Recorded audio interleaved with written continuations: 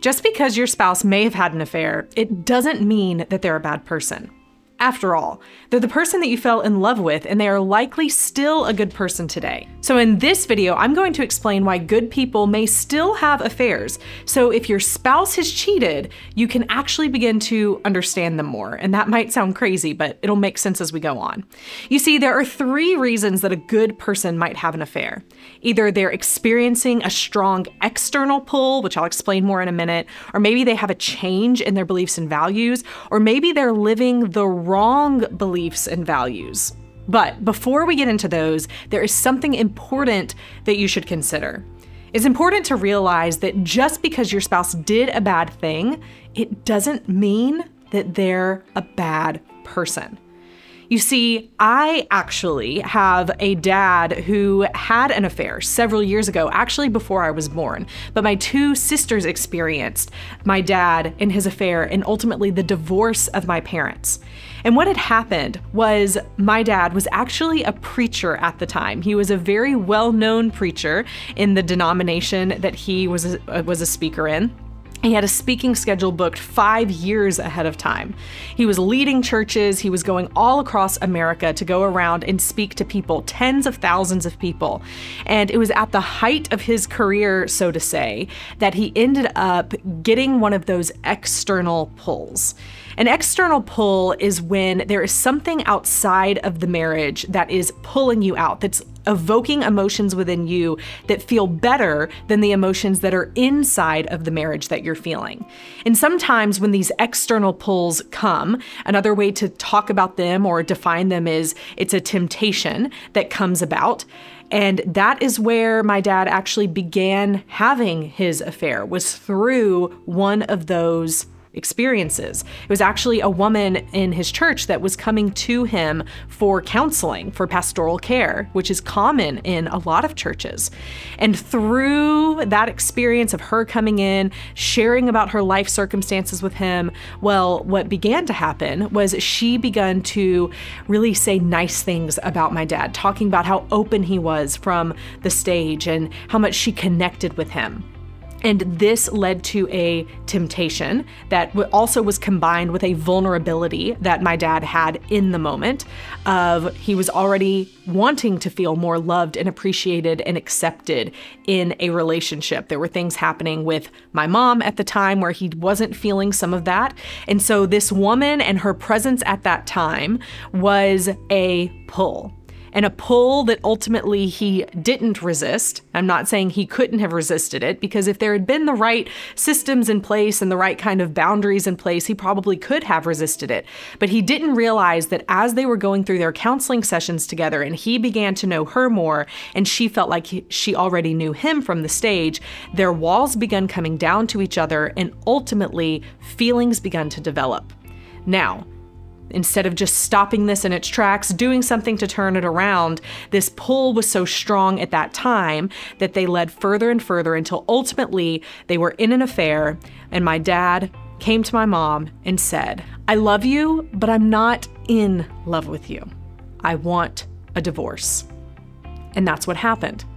They got a divorce, and for 3 years they were divorced. And during those 3 years, as I told you, my dad had been a preacher, a pastor, a God-fearing man, the person who would always do the right things. But during those 3 years that they were divorced, he did things he never thought he would do. He went places he never thought he would go. He took things he never thought he would take. All of this I'm trying to say is actually what ended up happening is he became a different person. Ultimately, his beliefs and values began to change in order to justify the behavior that he was demonstrating. Because when we look at psychology, that's actually what happens. There's this instance called cognitive dissonance that people in general, we don't like to feel like we believe one thing and are doing something else. It would be very difficult for a person who is an upright, upstanding citizen and always does the right thing to also be the person who goes and robs a bank, right? Those are 2 completely different sets of actions and behaviors that happen. And so typically when we see people having an affair or begin an affair, a lot of times their spouse or people who know them well will say they've changed. something about them has changed. The look in their eyes is different. The way that they process things is different. That's because when a person goes through this cognitive dissonance, they really are having to rectify the fact. Well, actually, they don't rectify it at first. There are two parts of their brain, so to say. It really is where their actions are living in one place and the beliefs and values that they hold are living in another place, and they're trying not to let them touch. And this is tormenting. And this is what my dad went through, what he experienced. On one hand, he knew the right thing to do, and he knew he was not doing the right thing. Of course, in the Christian tradition, we would say he was sinning. Clearly, he had been involved in an affair, all sorts of things, the things he would take, the places he would go, all of that happened. But he couldn't let his actions touch the fact that he was living in such juxtaposition of the person that he was, the beliefs and values that he held, because when those things touch, they're uncomfortable. That's why it's called dissonance. You think about in music, when two chords are dissonant to each other, it makes a sound that can sometimes be uncomfortable to hear. And that's the same thing going on in people's brains when they're experiencing this. It's this dissonance. But the thing is, while someone can live in this cognitive dissonance for a while, they can't live in it forever. At some point, one of two things has to happen. Either one, they stop what they're doing in order to go back to living in their beliefs and values, or they change their beliefs and values to agree with what they're doing.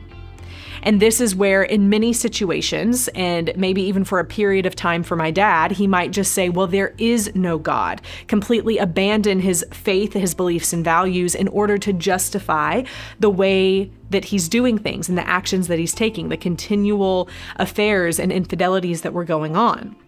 And for a period of time, that may work. In some people, they actually continue to live in that separate set of beliefs and values, a new set that they change their good beliefs and values into a different set of beliefs and values, maybe one that isn't as healthy for them, an unhealthy set of beliefs and values. And some people, that's the decision they make, and they continue to try and do the things that feel good in the moment, to live in the affairs, to go to the strip clubs, to keep gambling and lying and doing the things that feel good to them, because when you change your beliefs and values, it's easier for you to keep doing the things that are hurting you and hurting other people. But it doesn't make it right. In fact, more times than not, the people who change their beliefs and values into ones that are more self-serving and just following their heart and doing what feels good in the moment, over time still end up coming back to a broken space where they realize one day, I've screwed my life up. I've hurt everyone I love. I've left a disaster in my wake, all because I was pursuing me. There's always a reckoning of some kind. But you see, these are the things that can lead a good person to actually end up in an affair. And so with my dad, thankfully, after about 3 years of living that lifestyle that he never thought that he would live, he did come to terms with the cognitive dissonance. And thank God he chose to go back to his original beliefs and value system. It was at that point that he actually called my mom, who at this point was his ex-wife. She'd already moved on. She'd already started dating someone else. But I had 2 older sisters who had experienced my parents' divorce and the 3 years of not being able to live with 2 solid parents in a loving home. And so when my mom got the call from my dad asking if she would take him back, everyone in her life told her not to do it. And you might be sitting there listening to this and thinking, I would tell her not to do it, or maybe that's what people are telling me. And here's what I want to speak to you today.